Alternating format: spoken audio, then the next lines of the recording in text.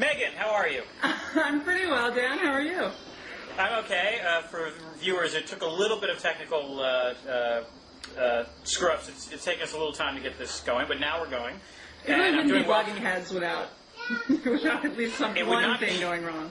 It's true. It would not be a true blogging heads unless there was a screw-up going. But also, this is my media ho day because prior to this, I did a... hey, Lolly. Prior to this, my daughter was looking through the glass door and saying, Daddy, why are you talking to someone else? But this is my media ho day because earlier in the day I did a little bit for ABC World News Tonight, so we'll see if that gets on the air.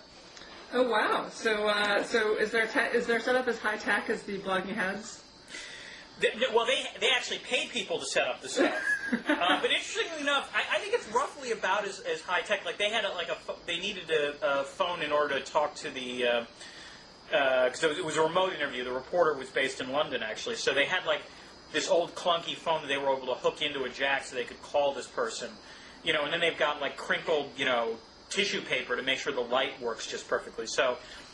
The effect might be, really impressive, but it's pretty low tech actually. I'll keep that in mind for my next blogging heads. Maybe I'll stick some crinkled tissue paper over my light to make my skin look nicer. You could have like the Sybil Shepherd from Moonlighting effect, where you're like all or Barbara Walters, you're all gauzy. Not gauzy, little halo. Exactly. There we go. So did you manifest any special verbal tics did you catch yourself? I always catch myself with... I've been very self-conscious of this, and actually Blogging Heads has been useful to me on this from the comments, because I realized that I did this, but I don't think I realized the extent to which I say the words if I've got like a pause in the conversation. I think that's better than me. I just say constantly. You say Yeah, I used to do but mostly I've noticed, and occasionally when, because I watch myself on Blogging Heads, every once in a while, I think I'm the only one who watches me on Blogging Heads, to be honest. And my mother. Hi, Mom. Hello, Megan's mom. Anyway, so yeah, I'll go. But if I pause long enough, I'll say and then I'll just start talking. So and it's Matt Iglesias does it as well. So if the two of us have a Blogging Head session, I think the count hits over 500 easily. At which point you get recruited for the big leagues. That's right. Well, I mean, that's the only one that I can...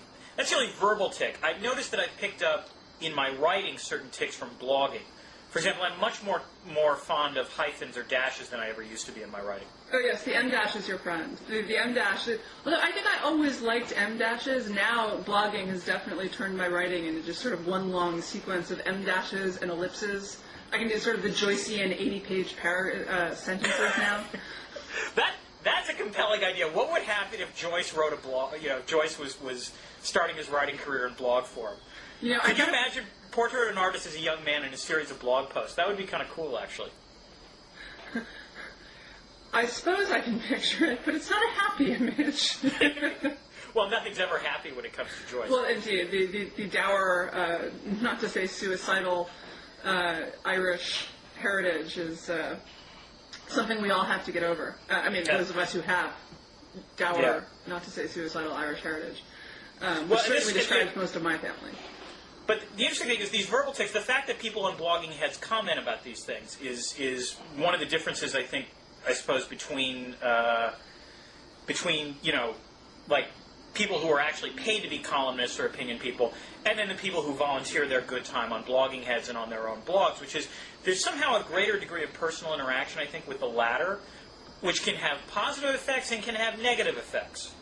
A media figure who shall remain nameless is thinking about starting a blog, and I was talking to him a couple days ago, and he was asking, he's thinking about starting a blog to go with a big sort of publishing event, right, which shall also remain nameless. And anyway, I said, come on, I can't persuade you? No, I'm sorry. Okay. But I said, I think it's a terrific idea. You should do it. And he said, but isn't it just shattering if they say mean things about your baby? The funny thing is actually, and this is definitely, I put up a post on my weblog which invited people to, Julian Sanchez started the trend of sort of cataloging his own verbal tics and inviting his readers to comment. And so and then said other bloggers should do the same thing. So I did it, and I do have these things that I know I do. Like I use the word indeed all the time. I use presumably over and over again. Yeah. I don't use indeed the same way Glenn Reynolds does. I use indeed, like, I start every other sentence with it, sort of, indeed, if we just look at blah, blah, blah. Right. And my readers are actually surprisingly kind. If any of you are watching, thank you for not brutally reveling in all the things you hate about my prose. The funny thing is, the one thing that they all really picked on is the one thing that I don't notice, obviously, or I wouldn't do it, which is that I work for The Economist, and so I spell British. Just because I can't remember. Now, I know I really never wanted to be like one of those girls who goes to London for like a 3-week trip in high school and comes back with an English accent that lasts for 8 years. Yes, I know those girls. Well, I always feared doing it, but the fact is, at this point, I literally can't remember, like, putting a Z at the end of realize instead of an S looks wrong to me. And so, but my readers definitely don't like that. But you do this because, I mean, if you didn't do it, it would make your job more Yes, if painful, I didn't right? do it, it would be much harder to write in American when I'm writing. I'm stupid. I can't hold two sets of spellings. It's one or the other. Well, I would beg to differ with that characterization. I would say it's more your blog readers who have to learn to adjust. Although your blog readers have been a little cranky as of late. Oh my gosh, yes. This is why you should never post anything even vaguely personal on your blog. And I've generally followed that rule because when I started out and didn't think about it, I would post things like I broke up with my boyfriend and I would post that. And I didn't say, I did not do... Did 92 emails offering, asking you out with, really far too revealing pictures, I'm sure. I got one guy who sent me like a 14-page, now since tragically lost, but like a 14-page email that was just excerpts of stuff I'd written, and then, sort of like in the middle would be like, and I knew when you said this you were speaking just to me, and it would be like something I'd written about like sewer policy. It was really completely bizarre. And then wanted to meet me and thought we should get married. But in general, I've always kind of... At least he wanted to meet you first, and then get married. That's true. I was actually... Tyler Cowen and I had an interesting discussion like a month and a half ago, and I can't for the life of me remember how it came up.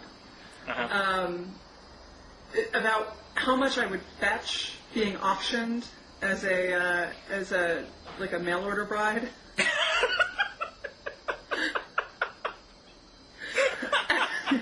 I mean, it was actually really flattering, too, because I thought, like, Oh, Megan, you'd be a pro... Yeah, I mean, He was like, you could do $1 million in Dubai, easy. I mean, that's... I'll have to talk to Tyler, because I'm going to see him next month, and we could put together, like, a nice audio-visual package, for you. I mean, well, that's the crinkled tissue paper. Exactly, yes. We'd have to, you wouldn't have to do that much, but, it would easily be $1 million doubloons or something like that. Aww. But back to my readers, my cranky readers. So I have generally stayed away from this sort of thing, but my dog, unfortunately, died a couple weeks ago, and it died in a particularly, not physically, but emotionally horrible way, which is that I'd had sort of a bad week, and I went up to visit friends and took my dog with me. Away. And while I was away, he really suddenly got sick and died. Like 24 hours after I noticed that there was something wrong, he was dead. But the upshot of this was that, they kept calling me from the vet saying, oh, well, what do you want us to do? Do you want us to crack his chest and do heart resuscitation, all of this stuff? And there I was alone at 3 a.m. in my friend's house, and I didn't really want to wake them up, and I didn't really know anyone else I could call. Even the people who I normally would have called all had cell phones, and so I really wouldn't have been awake. Or easy to wake up with just a cell phone ringer. So anyway, I blogged W.H. Auden's poem about the death of his lover.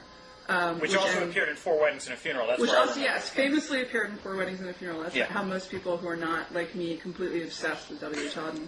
That's how most people know it. So I blogged it, I threw it up. It was 4 a.m. I'd just been told to come to the hospital and tell my dog, and put my dog to sleep. Say goodbye to your dog. Say goodbye to my dog. And my readers, most of my readers, 95% of the people were incredibly nice. The other 5% were like, what the hell is wrong with you? It's just a dog. which was weird enough. And then, a couple people said it, and then others jumped in to defend them when my readers were like, what the hell is wrong with you? Her dog just died. Even if you think that sort of thing, it's the kind of thing you don't say. And then one guy I have no idea, somehow, in his mind, the issue of my dog dying got wrapped up in the issue of gay marriage, which is because my dog was not gay. I need to...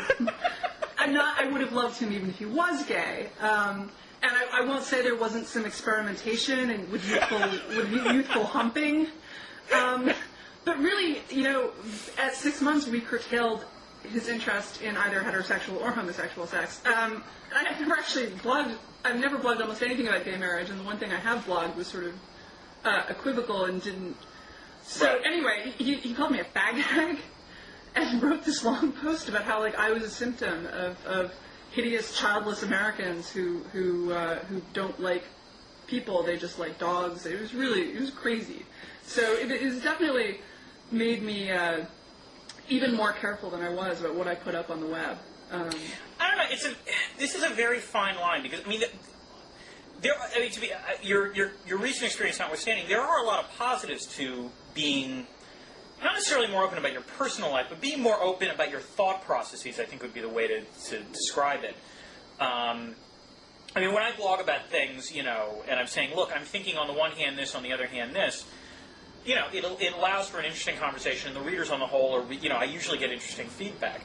But you're right, there's clearly this knife edge property where, God forbid, you post something that just seems a little bit off, and you're inviting, you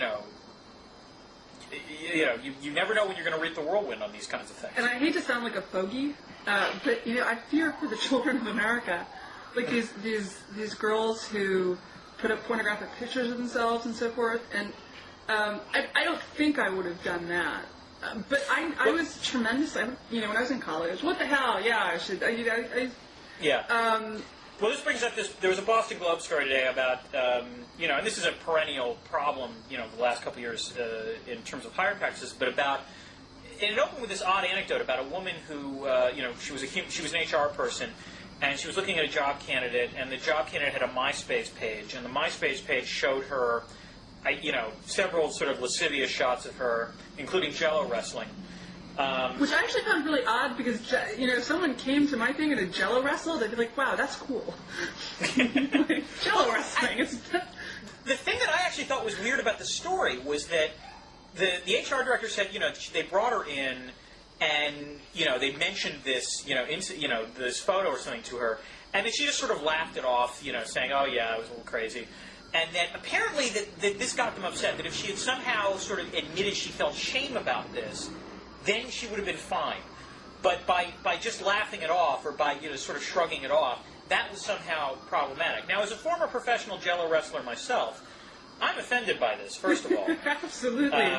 Jello wrestling professionals of the world unite. I could have gone pro, but the PhD was calling. It was a tough choice. But no, more seriously, I was surprised that maybe the story got twisted in its reporting, but it struck me that, if the woman had been enthusiastic about it, that's one thing. But just sort of shrugging it off, saying, oh yeah, whatever, and then wanting to talk about the actual job, that strikes me as perfectly appropriate response. Yeah, and the other thing, that particular example had struck me as the example of, someone who never had any fun in college and resented that anyone else had.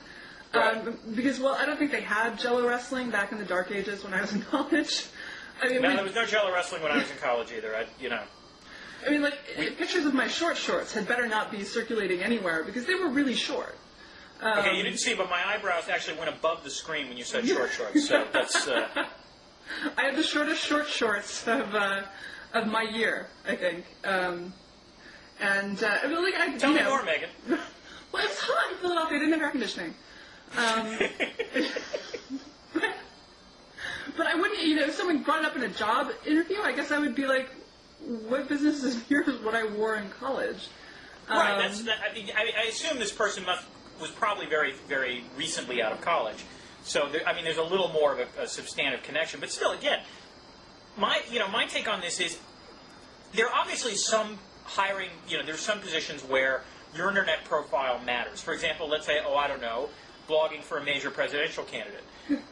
Then there's clearly some overlap. But there are other positions where it doesn't matter if you have a MySpace page. So so what? Or just so long as it's very clear you have your priorities in terms of, yes, work matters, and you don't, obsess about these kinds of things. And so it struck me that, there's a lot of overreaction, I think, to some extent, by HR people about these MySpace things. On the other hand, the problem might be that, in a competitive job market, these things don't matter much, but if they matter on the margin, then it can affect, employment decisions. And I think there's also a thing, I think of, for example, my college diaries, which there's nothing objectively wrong with them, but I would be humiliated if anyone ever got their hands on them. In fact, I burned them when I moved.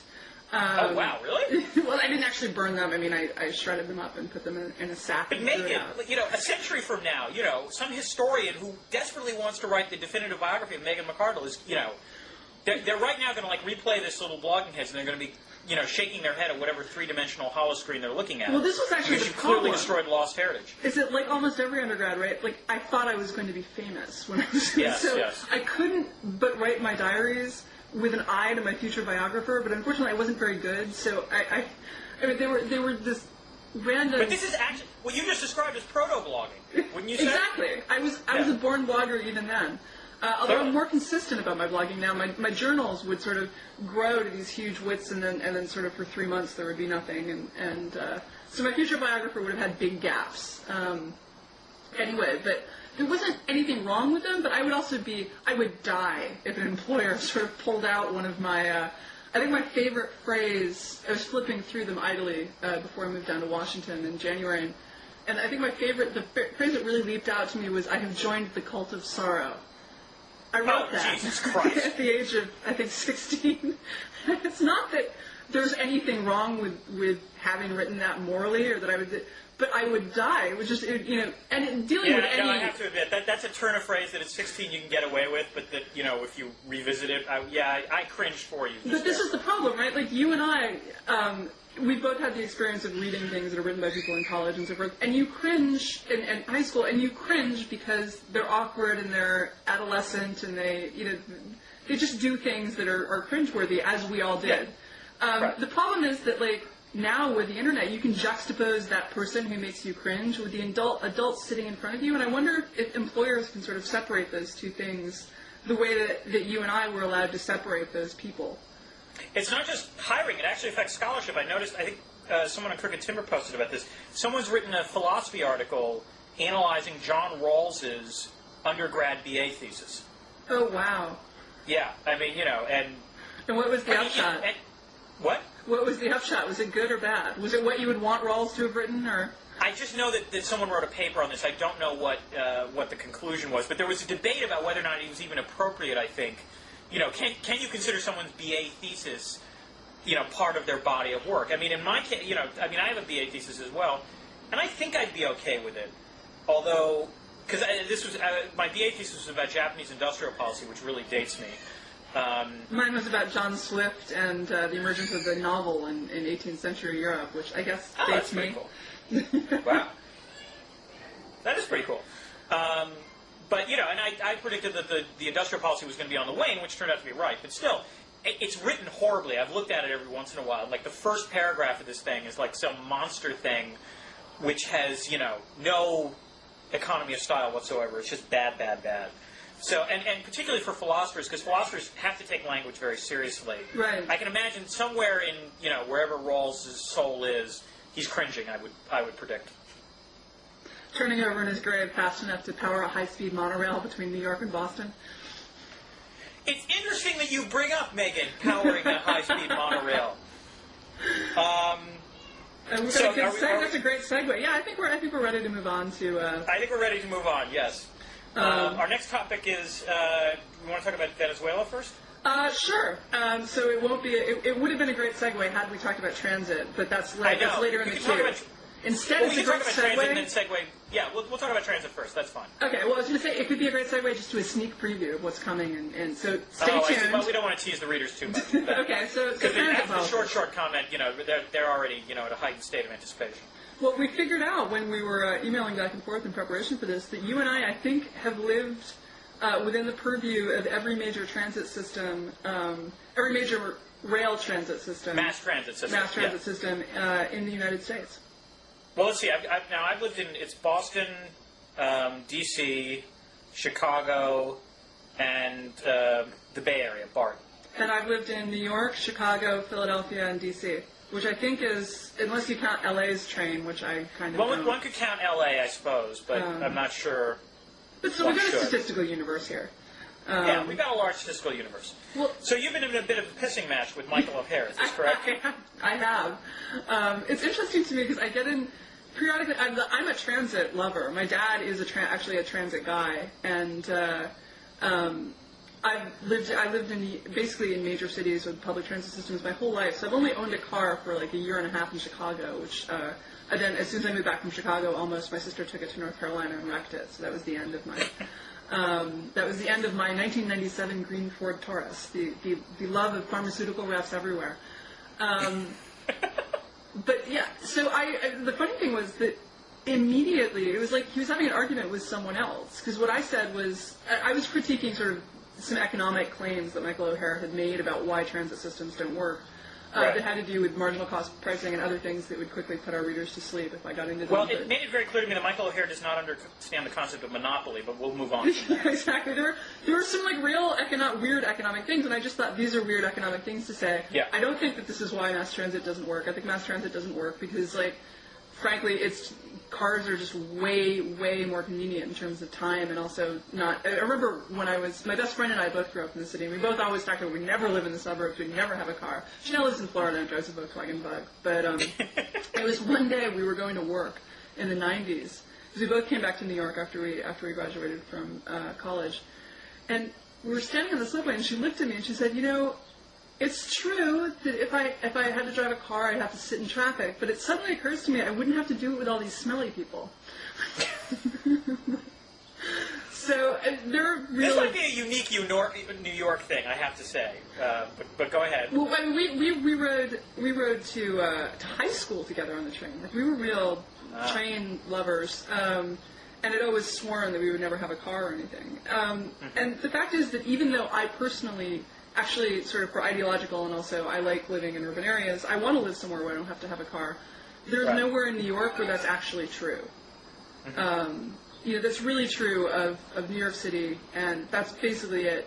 There are parts of Boston you can live without a car. There are parts of Chicago you can live in. But even when you're in Chicago, it's really hard because it's so dispersed, and there's just bits you can't really easily get to on mass transit, that everyone ends up buying a car anyway, if they're going to be there. No, and it's same with San Francisco. I mean, because the Bay Area, the problem is there's no one transit system. There's like a multiple, there's a whole melange of them, which is the same as Chicago, I might add. Right. Right. So I could transfer to get to the south side of Chicago where I was living. I could get on the CTA and then transfer to the L. And by that time, I might as well just call it the evening quits because I'd already spent 3 hours on the train trying to get wherever I was going. Plus, anywhere the L stops on the south side is not a place you want to get off. You'd have to transfer from the L to the Metro, and then it gets very complicated. I have to say, I will give a quick shout out. The best transit system I dealt with was actually Washington's. The D.C. Metro was actually pretty convenient for me. It's interesting because I find it inferior to the New York system on most dimensions, not all. I've never lived in New York, whereas I lived in D.C., so I can understand it. Actually, to tell you the truth, the absolute best mass, sort of subway system I've ever been in, hands down, was Moscow.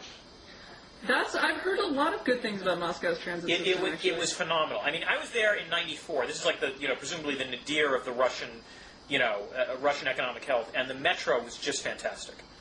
Now, partially this is because they spent unbelievable sums of money on it, and there was a train going through like every minute of just about every station. So there was oversupply, if anything. Well, I mean that's what makes New York's transit system work, so that you really don't have to have a car. It goes pretty much everywhere.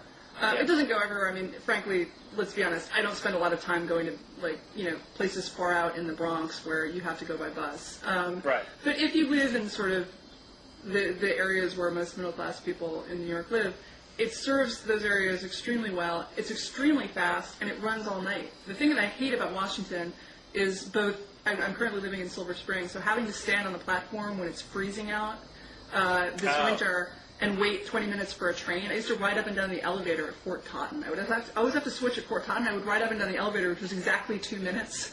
And so I would just wait until the train came by riding up and down in the elevator. And the other thing is that it shuts down at midnight on weekdays. And so, I would be out somewhere and having a good time, and I would have to either leave or try to cajole a cab driver into taking me on a $25 cab ride back to his Silver This is Spring. the difference between being single and being married, I suspect, because I worrying about being out after midnight was not a concern of mine when I was in D.C. Well, I think it's the difference between being single or married without kids and being married with kids. It's the kids' point. I take you're right. That's the fundamental fault line. I think there's one other problem with even the best mass transit system. Part of the problem now is the changing in commuting patterns and the change in housing and residential patterns. For example, in my case, living in Boston, in theory, I could take mass transit to get to work. But the fact is, I'm not in a typical situation where I'm living in a suburb trying to commute to the city because my job's there. I'm in suburb A trying to get to suburb B. Which is getting more and more common. Yeah, and that's, I think, A, increasingly more common, and B, increasingly more difficult for mass transit to cope with. Because the mass transit system is originally, in most places, is set up sort of as a hub and spoke, where the effort is to try to get you from whatever suburb you're in to the downtown. But increasingly, that's not where people work. Yeah, I actually reverse commuted to Greenwich right before I went to business school. So, my last 9 months in New York City as a IT person, I was punished for leaving my company by being stuck out in Greenwich on the help desk, which is about 7 jobs below my pay grade. And so I had to reverse commute, and to get out there by car was like a 45-minute drive, basically in bumper-to-bumper traffic the entire way. To go by rail took 2 hours because I had to take the train from my apartment all the way down to Grand Central Station. I was on the west side. I had to go down to the east side. And then take the Metro North back up. And what with missing trains and all of that, it was just an unbelievably... And then walk from the train station at the end. And, of course, I ended up driving just because, 2 hours a day each way was just not going to happen. So all of these things... Although, who knows, if the price of gas increases, maybe we'll all go back to commuting from our suburban homes to the hub in the center. Well, I should add, I commute in a Prius, but, and the reason I bought it was not to feel good about myself environmentally. The reason I bought it was to feel good about myself when I went to the gas pump. So, my position on sort of energy conservation is always that the best energy policy you can have in the United States is $3 a gallon gas. So, gas tax. Yeah. So I guess I know a lot of sort of environmentalists are very enthusiastic about the prospect of mass transit being a way to cause people to use their cars less. I'm much more in favor of the carbon tax option. I think you had a blog post about this as well, indicating that you were, Well, my thing is that, the idea that a lot of environmentalists have, they like carbon taxes too, right? But it's first we have to build this massive mass transit system, and then we have to, on the other hand, have a carbon tax to force people onto it. And my idea is, I don't care what they do, as long as they're not burning the carbon. If they're walking 25 miles to work, that's great. Put the carbon tax on, and then let people and businesses figure out what people should do that uses less carbon. Exactly. I agree that you should make the burning of fossil fuels a more expensive proposition, but then you should presumably let individuals realize, oh, okay, this is going to be more expensive. What's the best way I can cope with this? Either I can find an alternative, or I'm willing to pay the extra money, depending upon what you're going to do. But that strikes me as a much more decentralized way, a much more libertarian way, perhaps, of dealing with this than massive amounts of mass transit. Which, as I said, because of shifting patterns of sort of commercial development, I don't think is going to solve the problem terribly well. Speaking of libertarians, attempting another smooth segue. Yes. Who should a libertarian vote for? We split over the issue of whether we should vote for George Bush or John Kerry. I'm ashamed to admit you got it right. But so hopefully we can all rally back around and pick the right libertarian candidate this time. Who should I be rooting for, Dan? Well, nominally the person you should be rooting for is this person who ran as a libertarian before. That's Ron Paul, correct? Has he run as a libertarian? I know him as a guy who says he's a libertarian, but does he run on the libertarian? I believe he ran as libertarian for president, as a libertarian candidate for president. I want to say in when I was in high school, so early '80s. I won't swear to this, but I'm pretty sure this is true. That at one point he was head of the Libertarian Party, I think. Okay. But that said, Paul is an odd duck in terms of libertarians, because although on the one hand he's clearly, for less government intervention, one area where he is not libertarian in the slightest, or it's an odd sort of libertarianism, he's very anti-immigration. Is he? I did not know that about him. Yes. Which just goes to show I should be paying more attention to. But the honest thing is that after the 2004 election, when everyone got all emotional about it, and I waited until the last minute to decide who I was going to endorse, and then of course 50% of my readers hated me, and the other 50% said welcome home. I'm just I find it really hard to get excited about any of these guys. That's basically my position in the sense of, also, part of me wants to say, you know what? Why do I have to pay attention to all these guys now? I'll just figure out who the major let's let the nominee process work itself out. But that's not a terribly, pundit-like way of thinking about it. Well, the other real problem with Ron Paul, right, is that he's basically the Dennis Kucinich of 2008. There's not a snowball's chance in hell that this guy is actually going to get the nomination. So, we could theoretically agree that we like him. Although I'm not happy about his position on immigration. My position is that, in 1890, 15% of the U.S. population was foreign-born, and it's less than 10% now. So I think we should.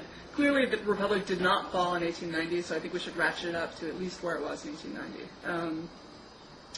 Since that's how your and my ancestors got in, under the wire.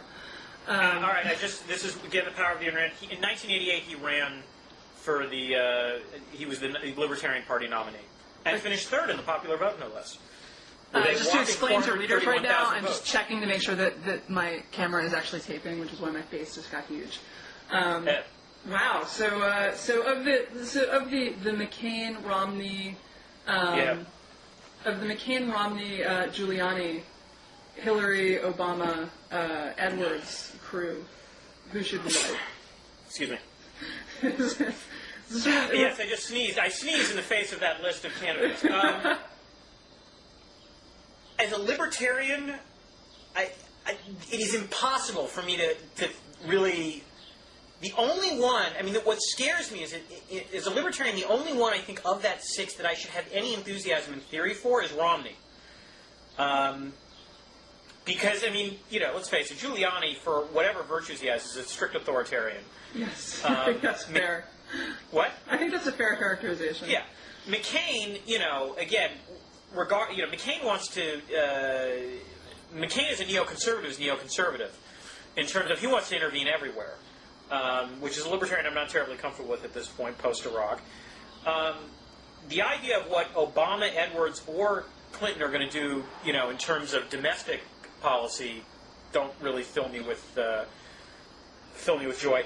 I don't know enough about Romney to be scared of him, although I have to say he does seem to take great pleasure in the fact that people in Massachusetts don't really like him that much now. Yeah, I have to say, I feel kind of like Romney is like the Obama of the Republicans, where people just... Most of the people I know who support Obama know nothing about him. They just know that he's articulate and well-spoken and clean-cut and so forth. I don't know if there's quite as much enthusiasm for Romney as there is. Or let me rephrase this. The media is not as infatuated with Romney as they are with Obama. Well, but I actually think like Obama, and I'll come to this in a minute. I was listening to Bill Richardson talk about Whitmore in a second, and just wishing he was Obama because he is in fact really well spoken and he's a joy to listen to and so forth. And Romney doesn't have that kind of charisma, but I think both of them are occupying this slot where like you know who Giuliani and McCain are. You don't really know anything about Romney, and ditto Edwards and Clinton. People have a really good idea of who they are, and so they just project whatever they think would be neat onto this remaining candidate and say, oh, well, Romney, he seems okay because he's clearly not a fascist like Giuliani, or like an imperialist not like McCain. I'm not necessarily... That's actually, I think, right on Romney's website. Vote for me, I'm not an authoritarian like Giuliani or an imperialist wingnut like McCain. Similarly, Hillary and Edwards, I'm not basically gunning for pharmaceutical companies. You should vote for me. Now, one possibility, I will put one more name in the mix, although I don't think it's really going to amount to anything, is Michael Bloomberg. And Fred Thompson. We should leave and both Fred of Thompson, those. that's true, yeah. Dave Weigel, I have to give a shout out to Dave Weigel, who had the best description I've ever seen of any political candidate. He described Fred, who I love, and I am fighting this urge to vote for Fred Thompson just because I love his character on Law and Order. Yes, I know. Yeah. Dave Weigel's reaction to someone calling him handsome was to say that he looked like a novelty candle that had been melted under a nuclear blast.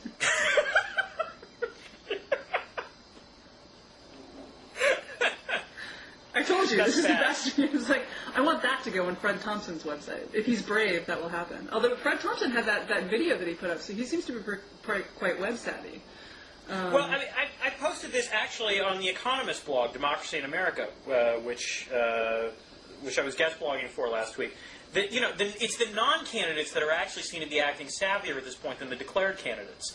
Thompson has been very clever in terms of occasionally generating bouts of media interest without actually having to declare his candidacy, which means therefore he can't exploit a lot of sort of like corporate jets and things like that. And also, they have to pull him off TNT as soon as he declares. Right. TNT. Are you serious? Oh yeah, because the the Equal Time Act. I was not aware of this because this could be. I think this could actually seriously dent Thompson's career, prospects, because if Thompson declares and then all those episodes are declared verboten, the millions of Law and Order cultists are going to have a jihad against Thompson. I mean, this is a large segment of the voting population, I guarantee. Well, I think the real question is, what on earth is TNT going to do? They're going to have no schedule. They're going to have to play like all of the pre-Thompson. Well, no. To be fair, Thompson. There are approximately, I believe, by the last count, 10,000 Law and Order episodes, and Thompson has only been on 1,000 of them. So they would have the other 9,000 that they could play with. But we should actually probably move on because we've got an hour to go through ever so many. So if you had to pick right now, someone came to you, put a gun to your head, and said Daniel Drezner, one of these 6 men, who is not Fred Thompson or Michael Bloomberg, will be president, who should it be? I'm going to give you my answer, but it's not a great libertarian one. My answer would be Obama. Not because I necessarily have any enthusiasm for his domestic policy. I think it would be a disaster. Not a disaster, but I'm just not terribly enthusiastic about it. But as someone who's interested in foreign policy, the effect of Obama just becoming president, I think, on a lot of erstwhile U.S. allies would be significant, and that's not for nothing. So, I guess I would have to say Obama. Now, what about you? I'm conflicted because my dad's a big Hillary guy, and I want to pull for her just to make that happy. And Obama is actually, his chief economic advisor is Austin Goolsbee, who is one of my favorite professors at Chicago. And I actually say that actually gives me a fairly, hi Austin, that gives me a fairly bigger, boost of confidence that Obama would actually pursue reasonably sane policies. Exactly. So I might be tempted to plump for Obama just for Austin Goolsbee. The problem is, of course, you don't know if Austin Goolsbee would then end up getting to do things, or would sort of end up as one of the Bush Treasury secretaries, just sort of wandering around in a circle, looking dazed. Yeah, although I would tend to doubt that would happen. But yeah, I see your point. It's hard to picture Austin sitting quietly. Austin Goolsbee in a dazed period just seems that's one of those oxymorons that you can't talk about. So next topic, Venezuela. Yeah, I mean, this was something I blog about, which is, Hugo Chavez now seems to be trying to give Robert Mugabe a run for his money in terms of how to economically mismanage your country. Since he got re-elected in December with about 60% of the vote, he's nationalized most of the oil fields. He's nationalizing the financial and banking sectors. And then this week he shut down the principal opposition TV station, prompting loads of protests. My favorite part about this was that Chavez blasted the station not only for its attacks on Chavez, but also for its soap operas, its telenovelas, which promoted this decadent view of capitalism. And Hugo Chavez is clearly he's a strong man in his country, but I think going against the telenovela, I'm not sure how well he's going to come out from this. Especially since he's letting them run on all the other stations. And I mean, it doesn't matter what the telenovela, right? They're all crusted in more jewelry. Like The Maid wears more jewelry than I've ever put on in my life. I think that Hugo Chavez is... I mean, I have no doubt that he's actually as popular. The people who allege that he's fixed the election, I have no doubt that he's actually as popular, because the fact is that he's running against an elite that sort of systematically bankrupted the country and took the revenues from the oil for itself, and was really pretty repulsive all around. And the people in Venezuela, the indigenous people especially, are really poor and miserable. Yeah. But the problem is that there's two problems. The first, obviously, is that he is more and more acting like a fascist and not like a democratically elected leader. And this is a sort of weird question. What do you do with someone who clearly actually does have the popular support, but uses that popular support to actually sort of clamp down even more brutally on minorities and so forth, on political minorities? I think his popular support is declining. It's still not, I mean, it's there, and there's a large segment of it, but I mean, I think he was overwhelmingly popular a couple years ago. I think it was like 90% or something crazy. Yeah, if he was at 90% before, my guess is he's still probably over 50, but barely. He's at 60 right now, is my impression of where he's at about in the 60 range. But the bigger question is how long can he keep this up? Because something The Economist has been beating the drum about, and in fact I've been beating the drum about on our blog and so forth, is that he has gutted the oil company. Right. He has taken Venezuela, for our readers for watchers who don't know about Venezuela's oil, which is probably most of you. So they have what's known as extremely heavy sulfurous crude, which is very hard to refine.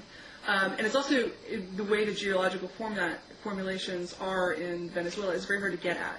And so they have a really high, they need to reinvest, the people I've talked to estimate that they need to reinvest about 25% of their revenues have to be reinvested to get, just to keep the stuff flowing out of the ground. And they're not even close to that level. Well, no, they've taken those funds. There's two problems. One of the problems, and what most people don't realize, is that one of the main things that stoked the coup was that PDVSA, which is the state-owned oil company, was for years, it was the only really, that and Aramco, which is Saudi Arabia's one, it was known as one of the two really functional state-run oil companies at a high level of investment, kept the really excellent, a technocracy that was really widely respected, even among private oil companies. He fired all of those people because they supported his opponent in 2002 and 2001 and replaced them with cronies. And a huge part of what spurred these riots was they knew what was happening, and they watched these people who didn't know what they were doing undermine the ability of the company to keep the oil flowing, which then was further undermined because Chavez now is making them spend a huge portion of the reinvestment funds instead on social welfare spending.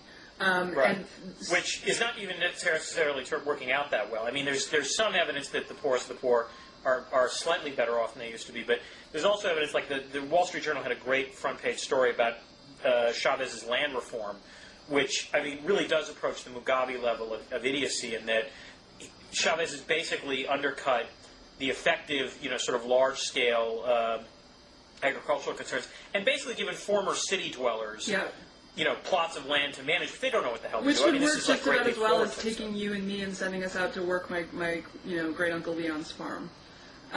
Which I'm sure our parents would approve of because it would be good work for us. But let's face it, we don't want to do that. But even if you do, I mean, the landless poor are poor, but farming is an actual skill. It's not just something you wake up in the morning and do. For all the, I used to be a big fan in the 80s of these apocalyptic World War II novels, not World War II, World War III novels, where like a nuclear bomb would go off and we all ended up living in. And because I was a big environmentalist, I thought that would be awesome. And now I realize, of course.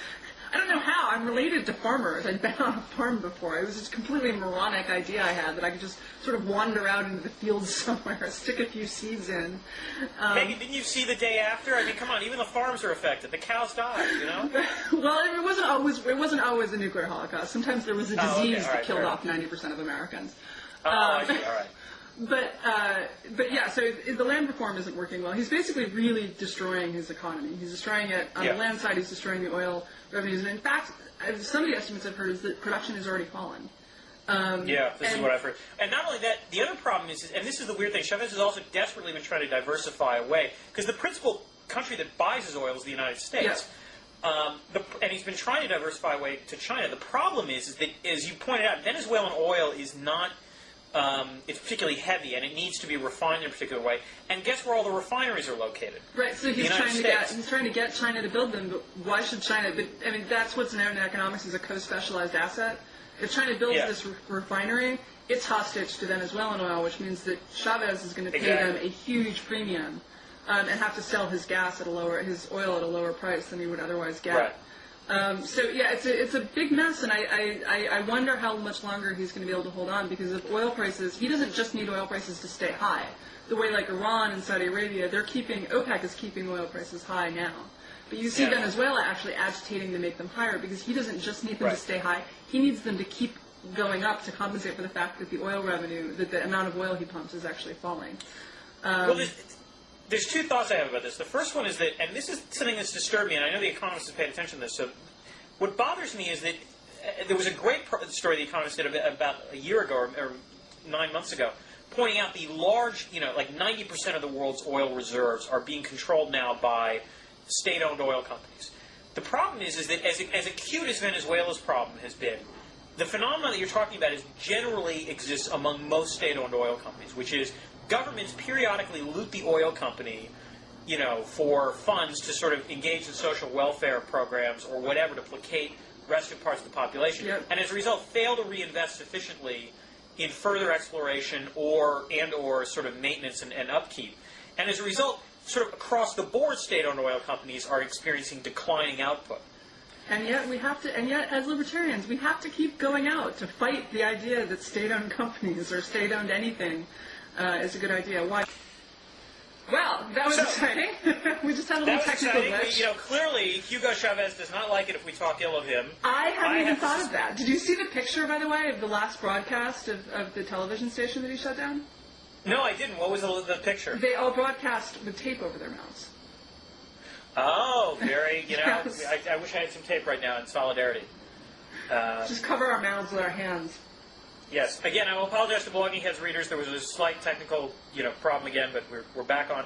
So as I was saying to you, the problem was that oil companies across the board, because they're state-run, are not investing enough.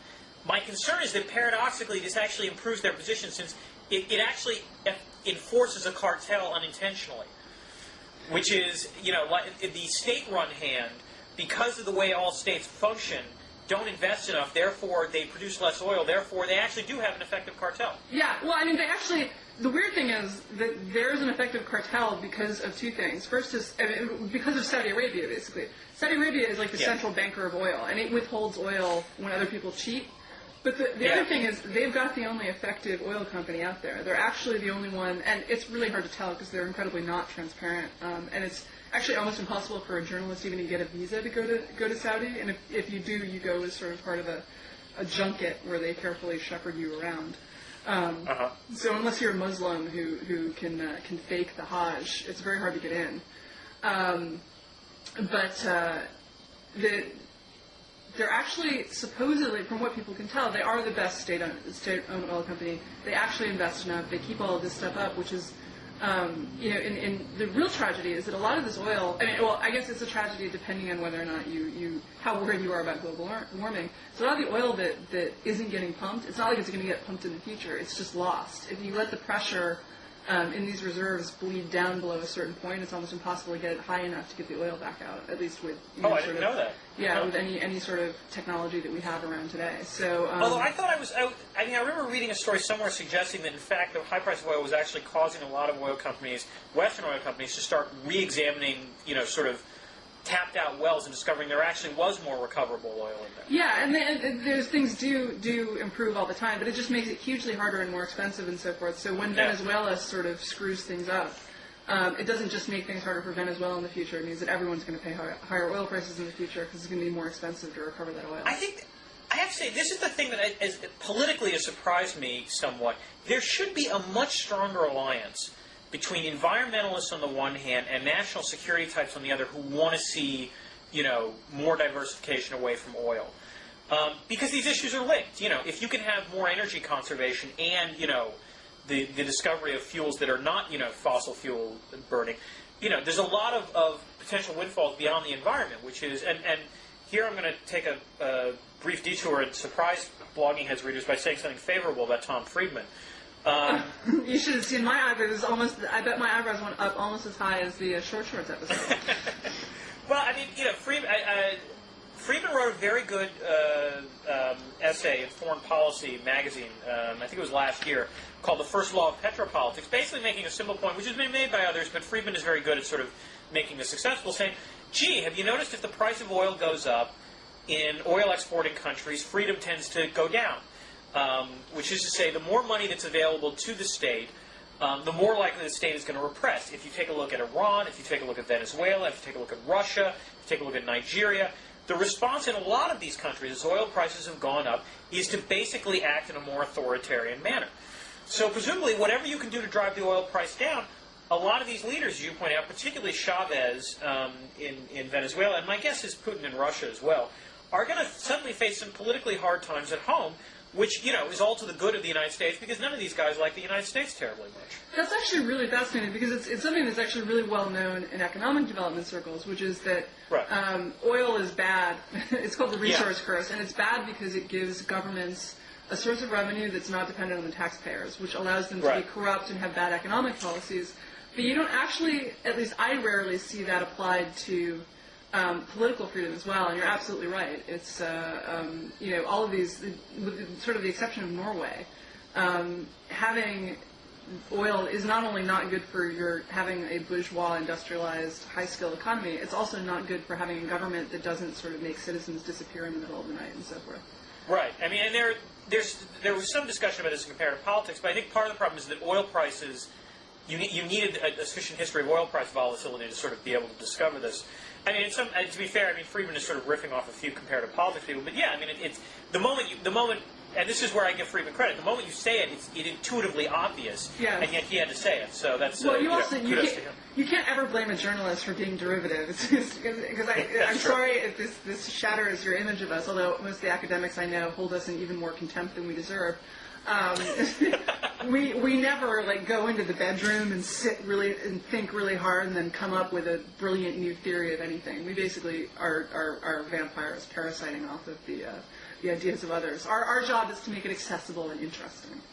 The truth is, a lot of academics are like that too. They're just present company excluded, of course. Because we can only you can only be an expert about so much, so you have to rely on others to be experts on some things. But anyway, so I think. But this does raise an interesting political question domestically in the United States, which is I'm surprised there is not a stronger alliance between environmentalists and people, foreign policy experts to say, look, we need to focus on the energy issue, and, not just because of global warming, but because of foreign policy reasons. I wonder why that is, and I suspect that it has something to do with the fact that, first of all, they just,